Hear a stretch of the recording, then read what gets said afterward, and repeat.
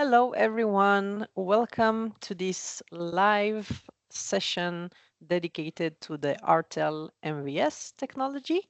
I'm your host today, Sivan Koskas from Nova Biomedical. I'm the marketing leader for Nova Biomedical in Europe for the bio business.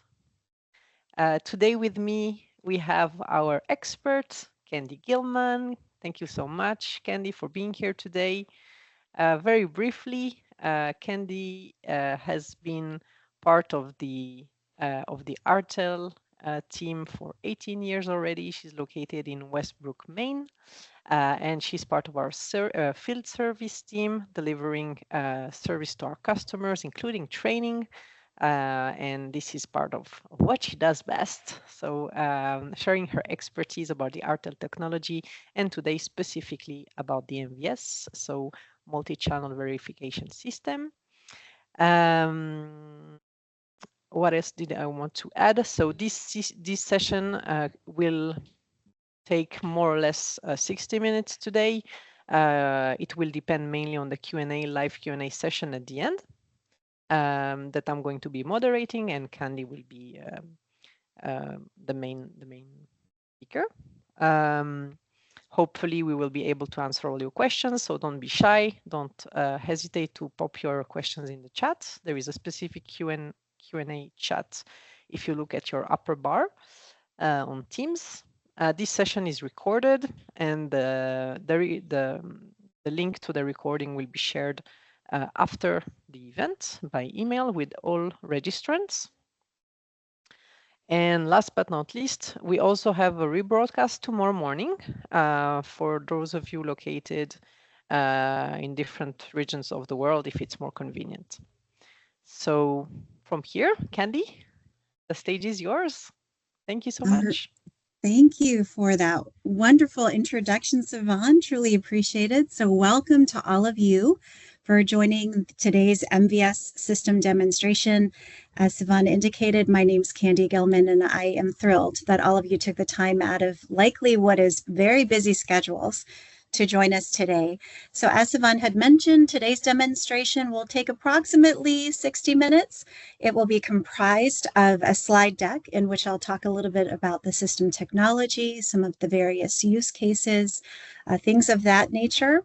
But in an effort not to PowerPoint you to death, if you will, we'll start with that slide presentation, and then we'll end with a live system demonstration where I show you how the software and the hardware work together, and then certainly be able to answer rather any of your questions that you might be posing in the Q&A chat of this particular meeting. So let's go ahead and get started. I'm going to see if I can somewhat elegantly share my screen with you today.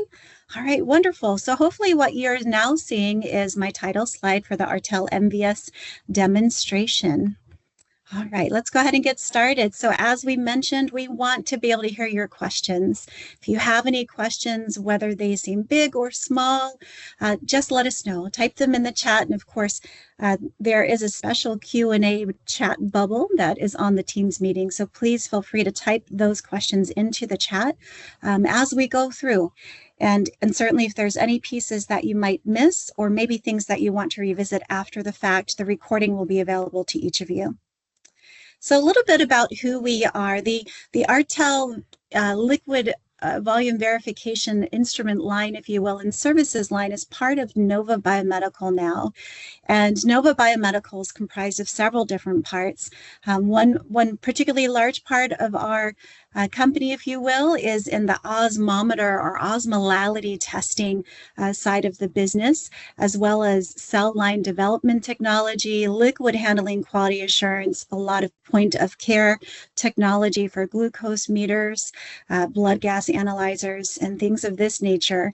And we're headquartered in Waltham, Massachusetts, but we also have offices in Norwood, Massachusetts, Westbrook, Maine, which is where I happen to be located, Wimborne in the UK, and many, many more. And we've got a large customer install base across the globe that includes more than 90 countries. And so together, when we think of all of our instrument lines and all of our offerings together, our strengths are technology development, quality, and support for our customers. We really want to collaborate and partner with you to help solve some of the things that might keep you up at night, if you will. So a little bit of detail about the Artel product portfolio specifically. So our systems began in the early 80s, and we consider ourselves a global leader in quality assurance, liquid handling quality assurance, I should say. That's a big word, but all that that means is that if you have volumetric devices that you need to verify the volume deliveries from, whether those are pipettes or whether those are automated liquid handlers, we provide technology that can help you do that. Our technology is based on dual dye ratiometric photometric technology, also a mouthful, but I'll talk a little bit more about that in a bit. And that enables us to be able to provide volume measurements for both accuracy and precision down to 10 nanoliters with NIST traceable results, so ultra small volumes. And really where we shine, our systems shine, is in that low volume liquid verification. And we want to collaborate and partner with you. We don't want to just place an instrument at your facility and then leave and never be in contact again. We really want to understand how are you using our systems, how we can help you use them in order to help you make sure that you're providing high quality data and high quality product at the end of the day. So this slide is really meant to be just kind of a high-level insight into our mission statement, if you will. And our goal, right, is to provide you with the tools, the expertise, the data, the knowledge to enable you to help achieve your goals that you might have for productivity, compliance, which is a really big one, and certainly quality. And so what does that translate to? It's a lot of words. Well, what that means is that regardless of whether or not you're testing a single channel pipette in Boston or a multi-channel pipette in Brussels or an automated liquid handler in Beijing, that you can have confidence in your results, that you have NIST traceable results from a validated system, and that you know with confidence that those results accurately depict how that particular device is delivering for its volume. So there's a few different volume measurement systems from our company, and my apologies, it says Advanced Instruments, but it should say Nova Biomedical. We have an Artel PCS system, which is our pipette calibration system, which is geared towards single channel devices. That's our flagship system. And then we have the Artel MVS, which is our multi-channel verification system, which is more geared toward multi-channel pipettes, automated liquid handlers. That's the reason why you're here. And then domestically, we also have automated liquid handling services. So perhaps you have some robots, but maybe you don't have the resources to implement an MVS system in-house, but you still need to be able to garner the data from those robots.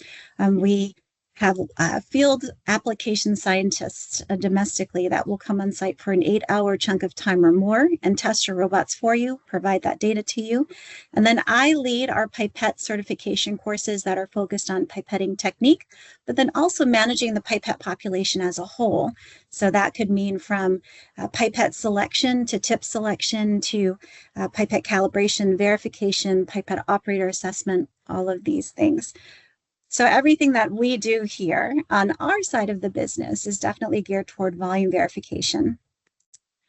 So this gives you, a little bit of insight again, right? Lots of insight in these slides as far as the different industries that we serve. Lots of varying industries from clinical to pharma to forensics to manufacturing. But really the common thread throughout is being able to confidently know that your volumetric devices are dispensing the right volumes, whether you're running an assay or whether you're creating a product.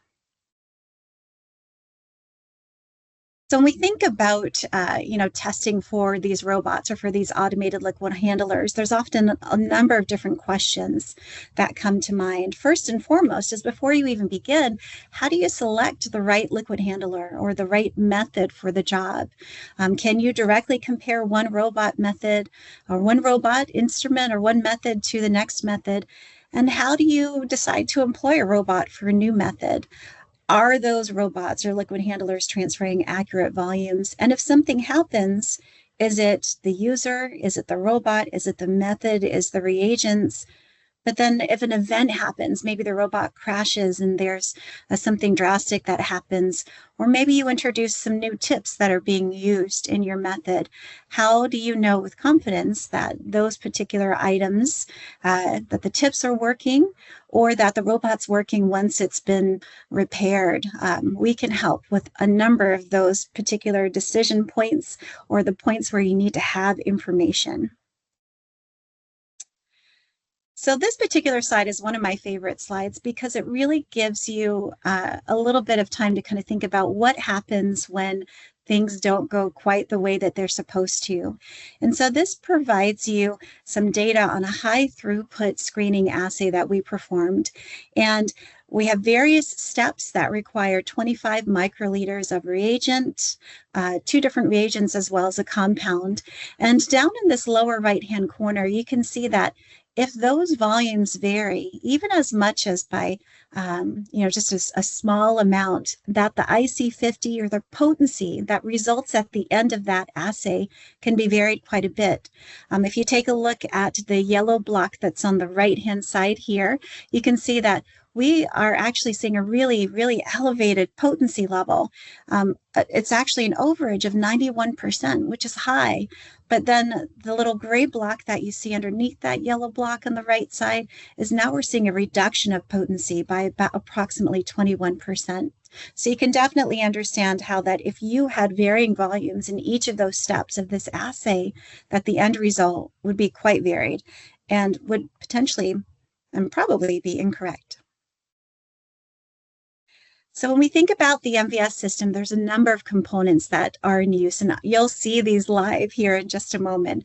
But essentially what's involved is there's a plate reader that will read your plates. There's a calibrator plate that provides you traceability and provides your daily QC of the system, if you will.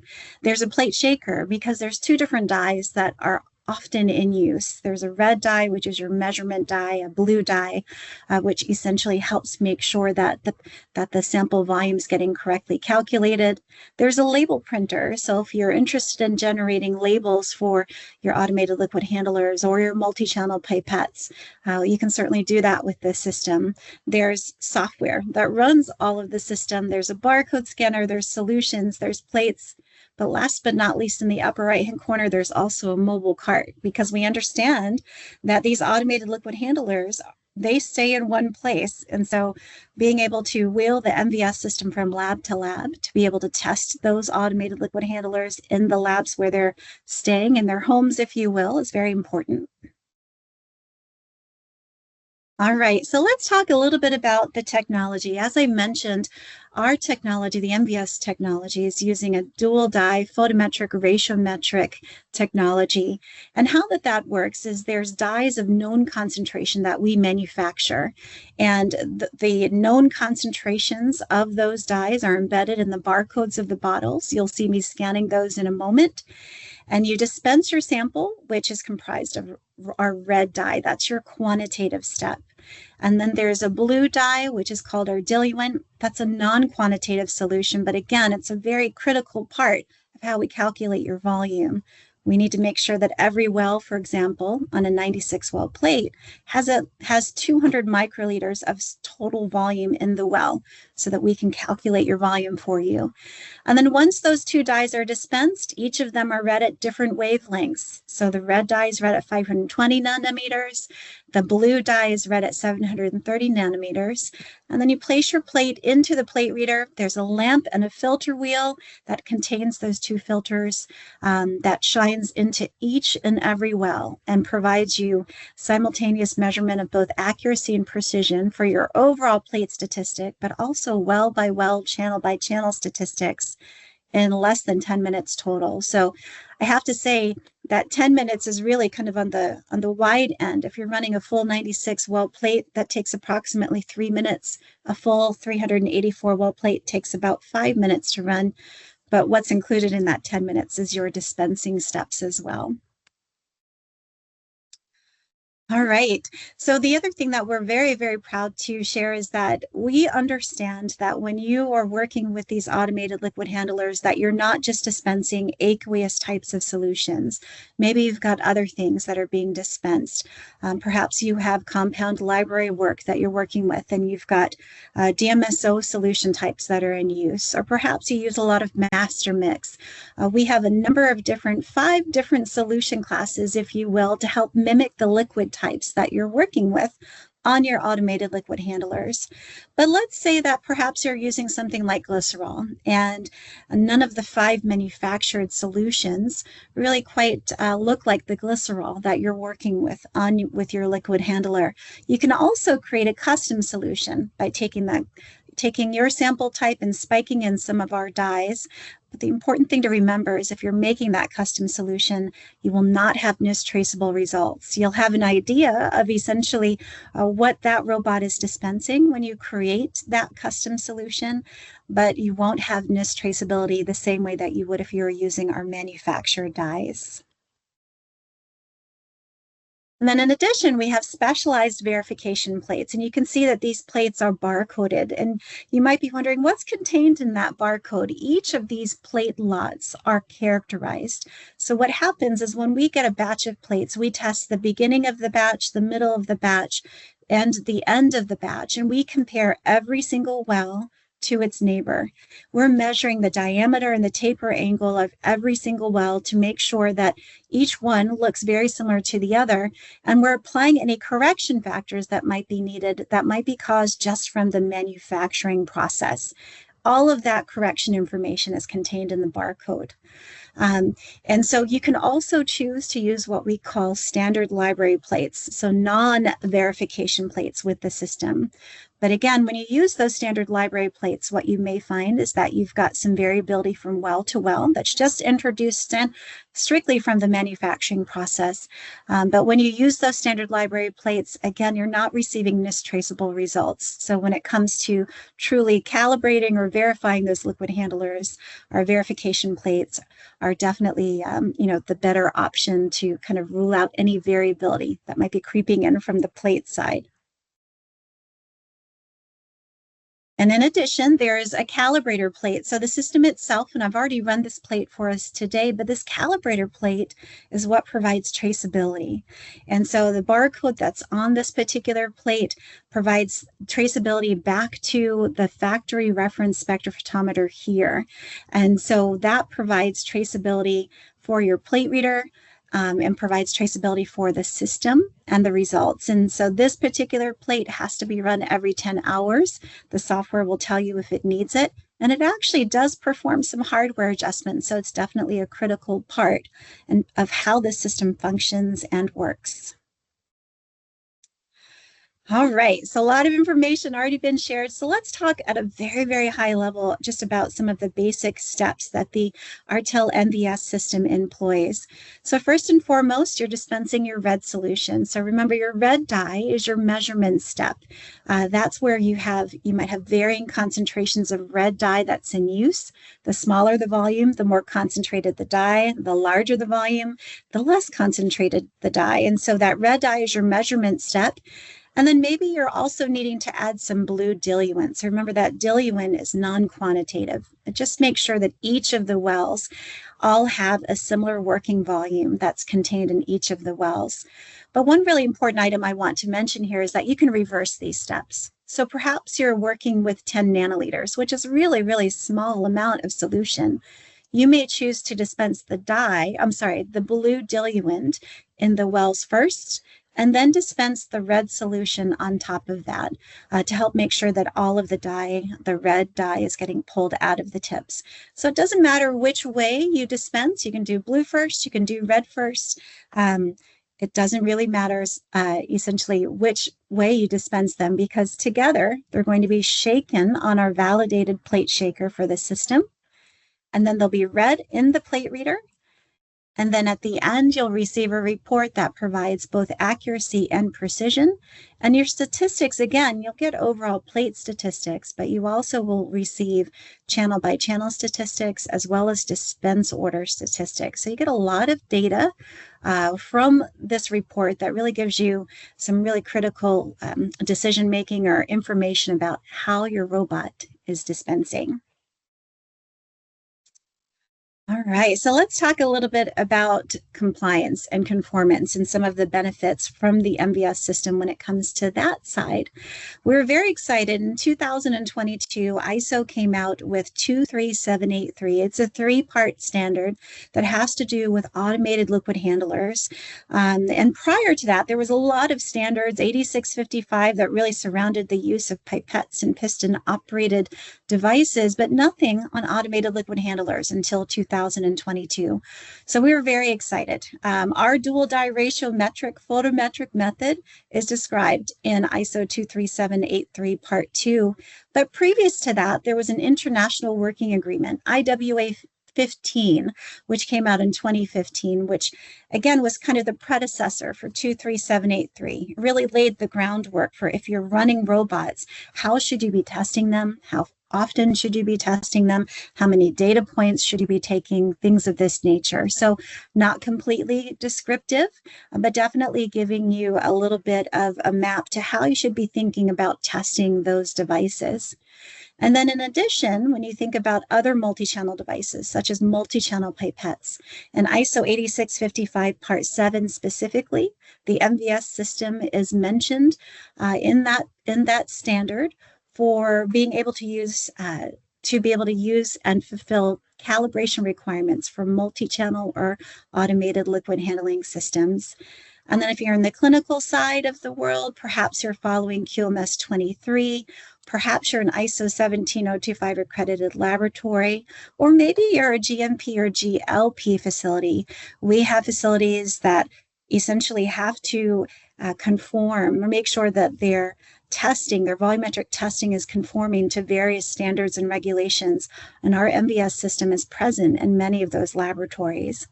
And then last but not least, if 21 CFR Part 11 compliance is important, and that has to do with electronic record management, audit trails, electronic signatures, things of this nature, there's an add-on for the MVS system software called Compliance Suite that will help facilitate conformance to 21 CFR Part 11 compliance. All right, I'm going to quickly go through these next screens because I'm going to show you the software live, but the software has this wonderful, easy to use dashboard feature on its home screen. Its Get Started bar really just kind of walks you through when you first get the system, you put everything together. How do you get things started? The Get Started bar walks you through a very logical sequence of how to get started. And the home screen is customizable. So perhaps you've got several different labs in your facility, but maybe you only want to see things that belong in certain labs. You can customize your home screen so that you're seeing devices or robots that belong in certain locations or belong to certain owners. There's lots of comprehensive reporting. You'll see these comprehensive reports here in just a moment. But the other thing I want to bring your attention to is this graphic in the lower left-hand corner. The system has the ability to generate two types of labels. The first label is a barcode ID label, and that's just an identifier label, essentially, that, maybe you attach that to a head that's on your robot, or maybe you attach that to a multi-channel pipette. But it also can generate verification labels. And so perhaps you've got your robots on a 6-month schedule, and the label says when it was last verified and when that next verification is due. The system can generate those verification labels for you as well. And then lots of different inventory reporting features. If you wanted to have an inventory list of all of your robots and their related heads and when they were last verified and when they're next due, you can certainly do that as well. All right, so we're nearing the end of the presentation. I'm sure you're excited about that. I know I am, because I would much rather get to a point where I'm showing you the system live and doing a live demonstration. But you might be wondering, what's the big deal? RTEL MVS, okay, that's great. I'm pretty content with the system that I'm using now. But when you think about being able to remove all of the noise or the variability from different areas, such as the operator, the temperature, the detector, the mixing of all of these different steps can cause variability to really compound quickly in a testing process. The MVS system takes away all of the question marks from the reagents, the temperature, the operator, the detector, the mixing, and really just leaves you with data regarding how is that liquid handler performing with its specific tips. And so we've done a really wonderful job in making sure that, again, everything is traceable, but also everything is not causing variability. You're truly just looking at the data that's being generated by that device. And then there's a number of different use cases or applications for the MVS system. Certainly, as I mentioned before, perhaps you're trying to determine what's the right liquid handler for the job that you need. Our system can help you determine that, can help you test that. Perhaps you've got some operator training that you need to accomplish. Maybe you're manually making assays on the bench and then transferring them over to the robot. And maybe those results aren't matching, right? So perhaps there's something happening on the bench when you've got someone who's operating a pipette rather than what's happening with the robot. So a couple of different places there. Perhaps you're transferring that manual assay and you're scaling out to an automated side, making sure that every step of the assay is delivering the right volume. We can help with that. Liquid class optimization, I'll talk about that in the next slide essentially, but that essentially, again, goes back to the fact that we know that you're not just working with water-based solutions, that you're working with other solution types as well. Interim verification, calibration of these devices, mixing and washing assessment, we can help with a number of those. So it's not just one particular item where the MVS can give you an answer for. It's a number of different steps that you might be implementing in your procedure that we can help provide information or data about what type of volume is being left behind or what type of volume is being dispensed. So one of those application cases, if you will, was liquid class optimization. And so when we think about what is a liquid class, that could be a group of settings that gets optimized for various things, such as tips, plates, different volumes, different liquid types, different samples that are being run at different temperatures. If you're running a cold sample versus a warm sample, that will result in different results. And those settings can include various things depending on the robot. So perhaps it's the aspirate speed, the dispense speed, whether or not you introduce trailing air gaps, whether or not you adjust the height of the pipette tip and how it's dispensing, whether or not the tips are doing liquid level tracking, lots of different settings to consider when it comes to a robot. But what we know is that different liquids with different properties provide different results. So if you were to use the same method for something that's water-based, and then use that same method for something that might be a DMSO type of solution, if you were to use the same method, you would see different results because they simply have different properties. They're different types of samples. And so where does that land, right? So in this particular case, we took one of our manufactured solution classes, our serum substitute solution class, and we took a robot out of the box. So this very first column, the one that's labeled default, these are the various settings. So 1, 2, 3, 4, it looks like five different settings as well as a volume offset. And you can see our target volume should have been 9.9 microliters. This robot out of the box was under delivering that 9.9 microliters by 6.9%. If you take a look at column 2, we made some changes. We tested again. Well, we're still not quite where we need to be. But long story short, if you go all the way to the end, we made up to 7 different iterative changes within the different settings for the robot to finally get the robot dialed in so that it could accurately dispense that 9.9 microliters and consistently dispense that 9.9 microliters, ending with an accuracy of 0.8 and a CV of 0.3. So again, it just kind of helps you through making sure that, is this the right setting? Let's test it. Is this the right setting for this particular sample? Let's test it. Our system can help you with all of those steps. All right. So let's go ahead and move to the live system demonstration. So I'm going to go ahead and change my screen. And what you see now is what we call the RTELware software. So RTELware is the software that runs the MVS system. By itself, the system can't run by itself. It does need a software application to be able to do that. And I'm also going to change my camera angle so that you're looking at the hardware rather than me, because I want you to be able to see how the hardware interacts with the software once we kind of pull everything together. So I'm going to go ahead and change that camera angle. So now you see all of the hardware. You can see over here, I've got my plate reader system. I've got my barcode scanner. I've got my shaker over here to the right of the plate reader. And I also have a plate that I've already pre-dispensed some solution into. And I've got my bottles of solutions over here as well. You can see that each of them are barcoded. And you'll see me scan those in just a moment. And then you also have a label printer. I'm not going to use that today, but again, that label printer is part of the system.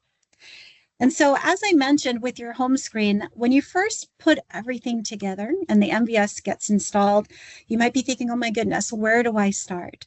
With the software itself, the software is permissions based. So what that means is that you can set up different user profiles based on what you want them to do. So for example, if you take a look at operators, their permission set is just to calibrate or verify things. But there's lots of other permissions that are available. Administrators, of course, they have permissions to access everything. So by default, the system comes with several default groups, but you can certainly customize or edit these groups, or you could create your own groups with your own permissions based on what you want users to be able to do for tasks within the software. So I'm going to go ahead and head back to the home screen. And when I take a look at this Get Started bar, I've already prepared some things ahead of time. So I've already added a user. If you look down at the bottom of this screen, you can see that I'm logged in as Operator 2. I created Operator 2 this morning. They happen to be an administrator level user. I've also added some locations already. I've also added my MVS instrument and I've calibrated it. So I've run the calibrator plate, it's ready to go. But what I want to do is I want to show you how to add a device. So I'm going to head and click on this Add Device shortcut, and I'll go ahead and select Liquid Handler and click OK. And so once you're in this Liquid Handler screen, everything that has a red asterisk is a required field. So I'm going to click on this ellipsis box. And what this will show you is that we've preloaded a number of different automated liquid handler vendors or manufacturers for you. Now for today, I happen to have a plate that was dispensed with an Eppendorf EP Motion, and it happens to be an 8-channel head. So, but let's say that perhaps the robot that you're using is not listed. You can certainly add that model easily by clicking on this plus sign, and then you can add the manufacturer and the model for that particular robot if they're not already listed in the catalog for you. All right, and I do see that someone has their hand raised, so please feel free, if you've got a question, please feel free to place that question right into the Q&A or the chat box, and we'll definitely address that for you. So thank you for raising your hand, letting us know that you have that question. All right, so as I mentioned, I was using an Eppendorf EP Motion 5070. So I'll go ahead and select OK. And my robot ID could be an internal asset ID, or it could be the serial number that's on the robot as well. So I'm going to go ahead and just type in the robot ID here. And your ID can be an alphanumeric mix. It can contain an underscore or hyphen, but it cannot contain any spaces or strange characters like an asterisk or things like this. So I'm going to go ahead and just name the liquid handler itself. And then here you see that I have to indicate where does the liquid handler live. So in this case, I'm going to say Rome because that sounds like a nice place for a liquid handler to live to me. And then I have to assign that liquid handler to an owner. So who owns that device? I'm going to go ahead and say that Kyle Reynolds owns that device today. So again, this is just the robot, but now what I need to do is I need to add the head. So the robot, as many of you know, that lots of robots might have different size heads. Maybe there's a single channel head, a 4-channel head. I happen to be working with an 8-channel head today that I am using with this robot. And so you can see that I don't have any heads that are already added for this Eppendorf EP motion. So I'm just going to quickly add one. So I need to add my 8-channel head ID. So I'll just enter something in here. And then I have to tell the system how many channels is this particular head. This was an 8-channel device. And the serial number is optional, but I'll go ahead and add that as well. And if I wanted to type anything into the description field, I could. But perhaps you've also got a 96-channel head. You could also add a 96-channel head as well to this device. Oops, oh, bear with me. I have to scroll down and get my little scroll bar here.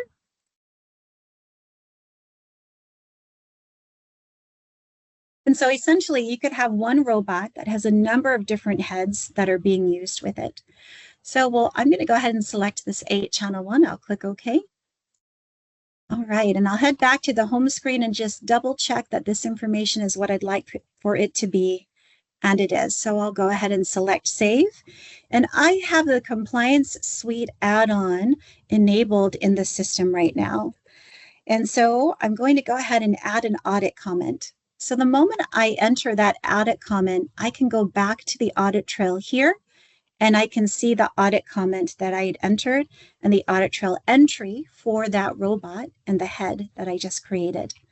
So I'm going to head back to the home screen because now that I've added a device, I now need to create a plan. I need to tell the system what are the volumes that I'm testing at and what are the pass or fail specifications. So when I select Create Plan, I've got a few different options, but I'm going to select Liquid Handler Verification in this case, and I'll select OK. And so I'm going to go ahead and name this plan. Now, normally I name my verification plans as volumes. And so this happens to be a 100 microliter variable 8-channel head. So I'm just going to call it something that seems logical with its description. And then I have to make a decision. I have the option in this particular case to select 384 well or 96 well. I'm going to select 96. And then I can choose what's the size of the head? How many channels are in the head that I'm testing? This was an 8-channel device, which means that my orientation and tip spacing have to be vertical, and also all of my tip spacing has to be one right after another. Then I can choose my evaluation criteria. In this case, I'm interested in looking at both the inaccuracy, so am I delivering the target volume, and the imprecision, am I consistently delivering the target volume? But if I wanted to just look at one or the other, I could choose that here, but I'm going to leave it as inaccuracy and imprecision. And then I have a couple of options as far as what is my pass or fail criteria based on. Is it based on channel statistics, and or is it just based on dispense order statistics?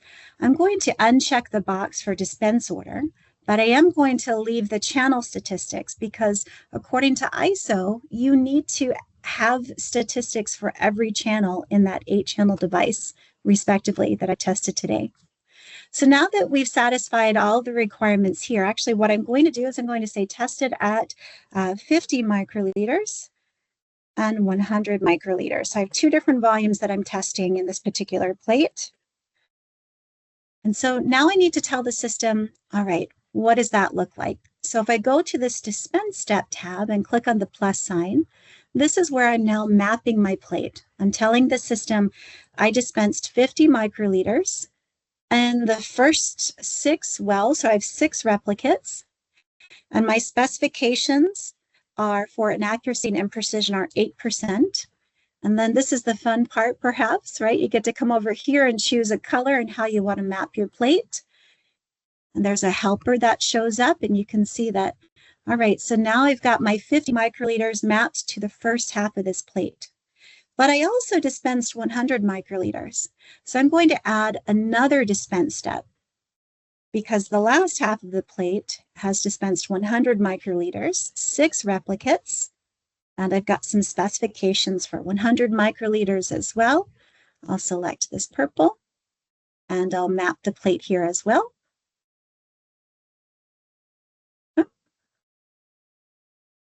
Now, if you were in here and let's say that you had a suspect channel, you knew that channel 2, for example, was not working quite right, you can choose to highlight all of channel 2 and right click and choose to exclude that channel from your statistics if you wanted to. So perhaps you can tell, you know that you've had some problems with that particular channel. You just want to know what are the other 7 channels doing. You can choose to exclude a particular channel or exclude a particular well as well if you wanted to. But let's say that maybe you've got multiple plates that you're testing at different volumes. You can certainly add yet another plate by going up here and then adding yet another dispensed volume. Maybe you're dispensed 200 microliters and you've filled the entire plate. And maybe the 200 microliter statistics look like this, and then we'll go ahead and map that entire plate. And maybe we kind of reverse the dispense order around a bit, right? So you can add as many plates as you want for this particular test, but for today, and especially for brevity's sake, I'm going to remove this plate. Oops, actually, let me clear it first. And then we'll go ahead and remove that plate. And so now this leaves me with just this one plate, but I'm also going to go ahead and remove this dispense step. And it's just confirming, okay, do you really want to do that? Yes, I do. So there's lots of different ways to navigate. But again, this all has to do with telling the system, I've dispensed 50 microliters in the first half of the plate. I've dispensed 100 microliters in the second half of the plate. So I'm going to go ahead and select approve. And this is my electronic signature again. I've got the Compliance Suite add-on for the software. And I'm just going to go ahead and add my credentials here at this particular step and double check my password and sign that. So we can see now that I've got my dispense step added in here. All right, so now I'm ready to actually perform a run. So what I'm going to do is select Verify Liquid Handler on the shortcut here. I'm going to do an ad hoc liquid handler verification. You can set up a schedule. So perhaps you always want to be testing your liquid handlers every 6 months. You can certainly do that. So I'll go ahead and select ad hoc here. All right. And so then what I'll go ahead and do is select the device that I just created, which is this device. And then I'll also go ahead and select that test plan that I just created, which is, or that verification plan, which is here. I can choose a verification reason. So perhaps I'm doing an operational qualification. Maybe I have a new dispense head that I'm testing.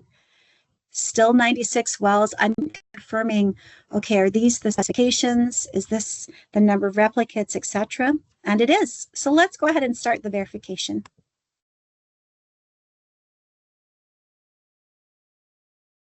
All right, so we can now see that the software, we're essentially following the software prompts. It's asking me to scan the QualiSure A solution that I had dispensed. Now the A solution is the red dye, so I'm going to go ahead and scan that bottle. And now I'm scanning the diluent, which is that blue non-quantitative dye. And now I'm going to scan my plate. So this is our verification plate. I'll scan the plate as well. I'm going to place that on the shaker. And now normally the system would want me to shake this plate for a full 60 seconds, but I'm going to reduce that because I've already shaken it. I'm just going to reduce that down to 10 seconds and just select OK. But before I start shaking, I just want to call your attention to this provides you a roadmap to how your plate should be filled.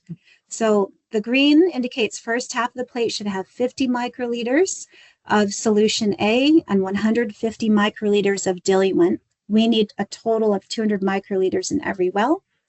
The second half of the plate requires 100 microliters of solution A, 100 microliters of diluent. So I'll go ahead and start the shaking for the plate because we've got 2 dyes that we've dispensed. I want to make sure that they're well mixed.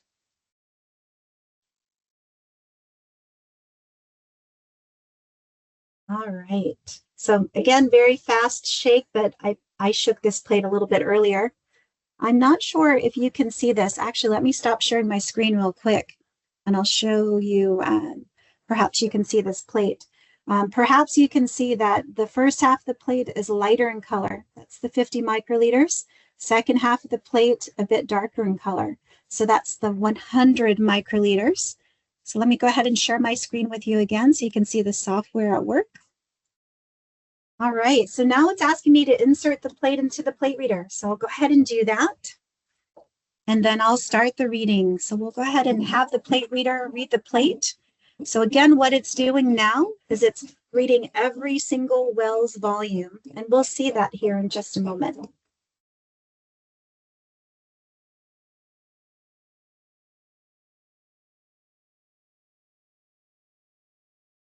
This only takes but a moment or 1 minute to run, but it feels like the longest minute when you're doing a virtual demo because you're trying to fill the, the time with information. Right. So again, the plate reader is continuing the rest of its read on this plate.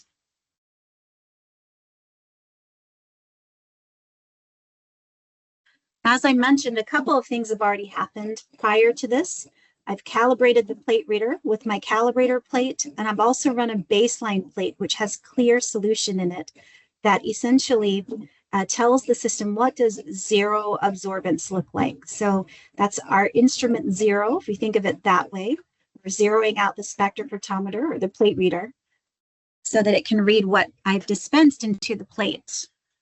All right, I'm going to go ahead and change the camera angle back to me because there isn't anything else to see on the hardware side. But once your verification is completed, perhaps you want to do a couple of things. Maybe you want to record the environment, the temperature, the humidity, the pressure of the laboratory during that particular test.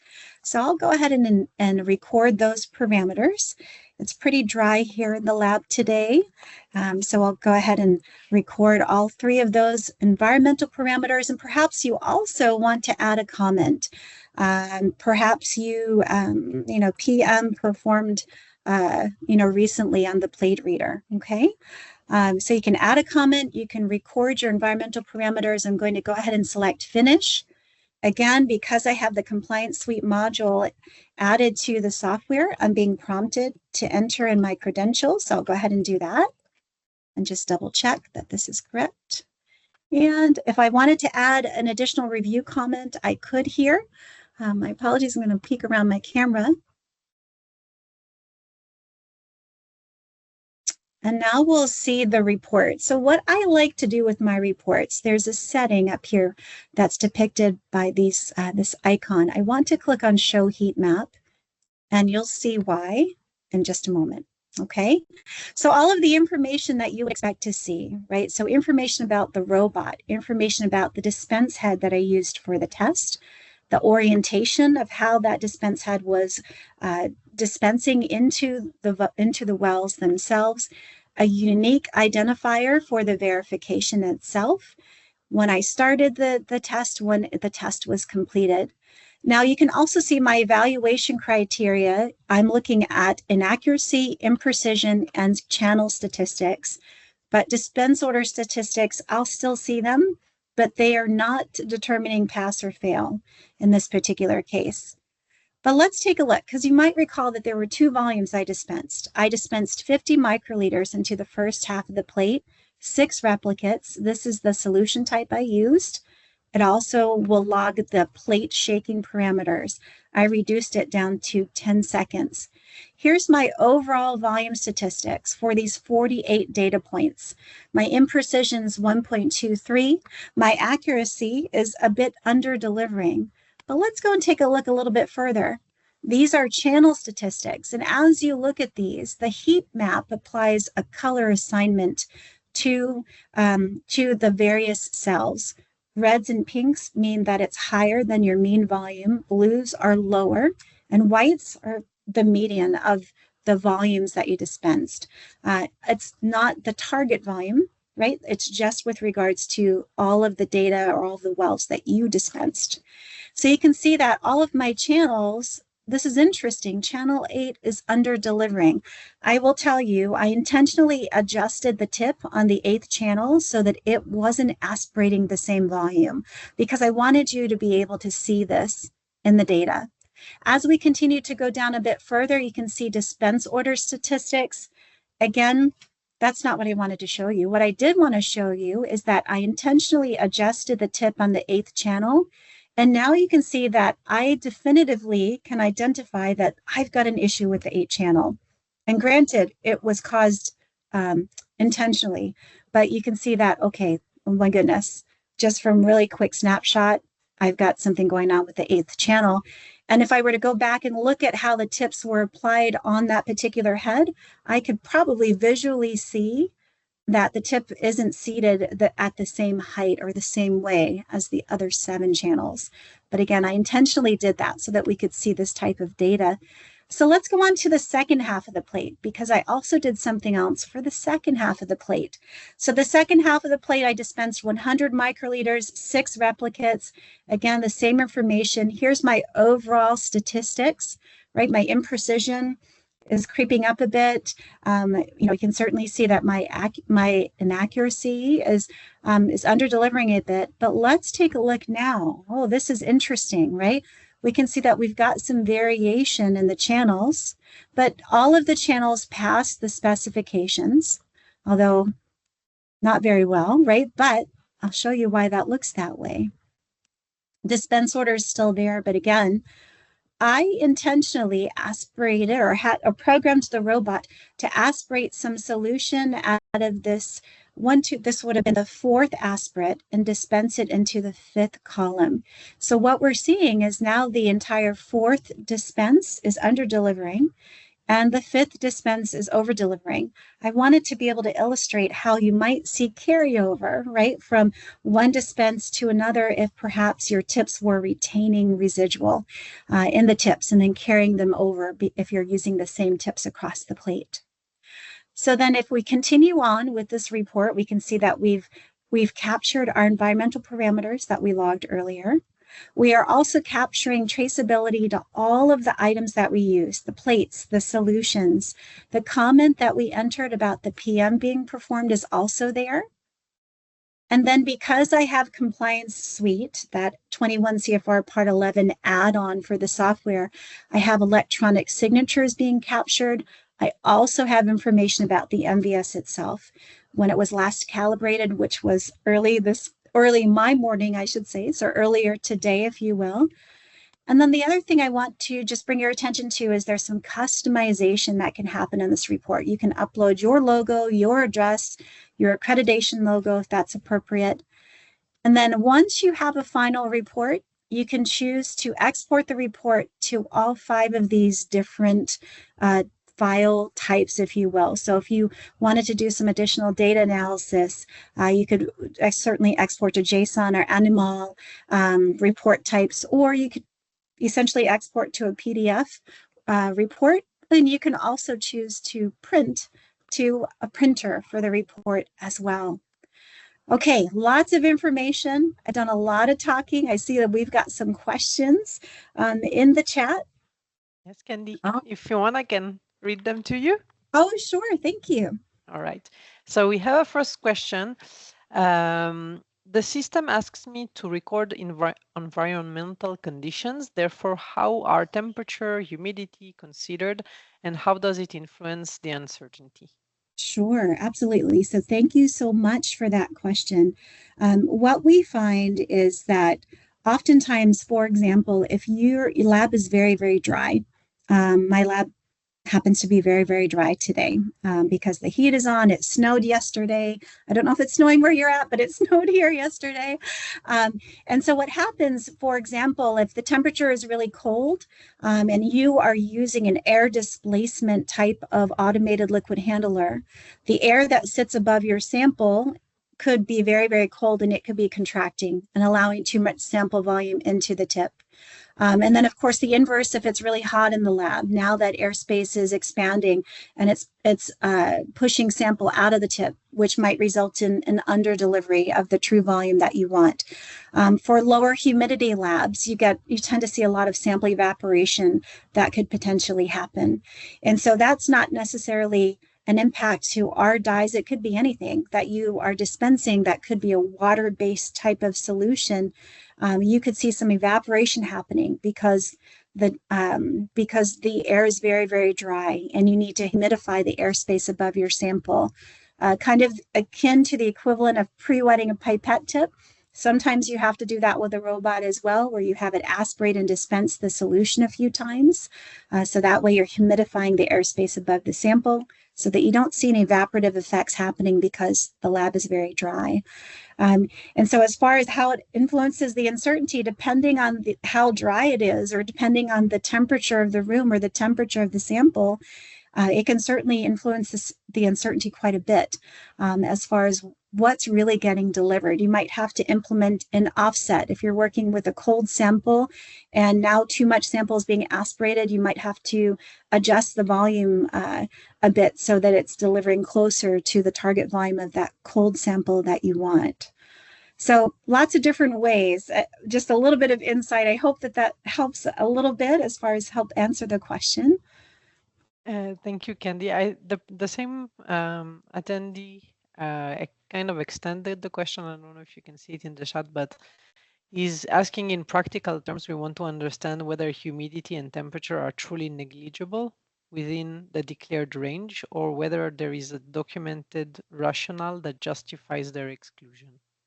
Sure. And so oftentimes, most of the time we find that our end users do not they will log those environmental parameters, but they're not necessarily potentially taking them into consideration as far as how the dispense volume is being used, et cetera. So when we think about the uncertainty of the instrument and the uncertainty calculation of the system, there's lots of things that kind of go into that.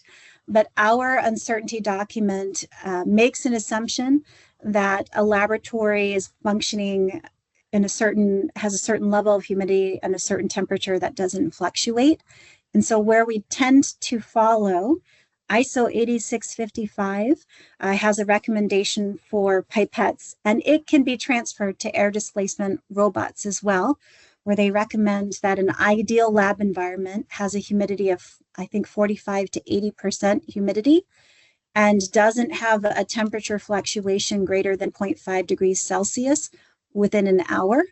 And so that tends to be kind of where we fall. Our uncertainty document, all of our uncertainties are obtained in our ISO 17025 accredited laboratory, which operates well within the ISO recommended specifications for that. So as far as what it will do for the uncertainty, there's lots of technical bulletins that help the customer determine what the effect and what the measurement uncertainty is for their particular lab with their particular solutions in a particular environment, solutions at a particular temperature, etc. But again, most customers don't need to take it that far. You can take it as far as you want, or you could take it not as far as you want. There's a little bit of autonomy there, which is nice. Thank you so much. I see the person typing in the chat while yes. that's happening. Reem, I don't know if you're still raising your hand. If you have a question, unfortunately, you can't ask the question live, but you are free to type it in the chat if you will. Candy, I was wondering, could you please remind us what is the volume range that the MVS can handle? Oh, absolutely. So the volume range in a 96 well plate, the max volume range in one well is 350 microliters. But I will tell you that the MVS has the ability, when you're mapping your plate, it can provide a summed volume verification. So what does that mean? Perhaps you've got a robot that's dispensing 1,000 microliters and you need to verify its volume. Well, we can't fit 1,000 microliters in one well of a 96 well plate. But what you can do is you can have that robot dispense 4 replicates of 250 microliters, and we can sum all of those together and give you a report and let you know, okay, how much is being dispensed in total with that 1,000 microliter dispense head, Okay, if you will. Yeah. Okay, so the same person that asked the first question is saying, have I properly understood maximum 0.5 degrees Celsius temperature fluctuation in 1 hour? And yes, thank you again for that follow-up question. Yes, according to ISO standards. And so, again, when we think about an environmentally controlled laboratory is number one, constantly monitoring the humidity levels, but also constantly monitoring temperature levels too. Right, fantastic. I don't see any more questions in the chat. So I wanted to thank you so much, Candy, for this great presentation, great demo, and for answering the questions. As I mentioned at the beginning, you will all get access to the recording if you want to watch it again or share it with your colleagues. And we also have a rebroadcast session tomorrow morning for the other parts of the world. So with that, we can close the session. Thank you so much, Candy. Really appreciate it. And thank you all for being here today. Have a great rest of your day.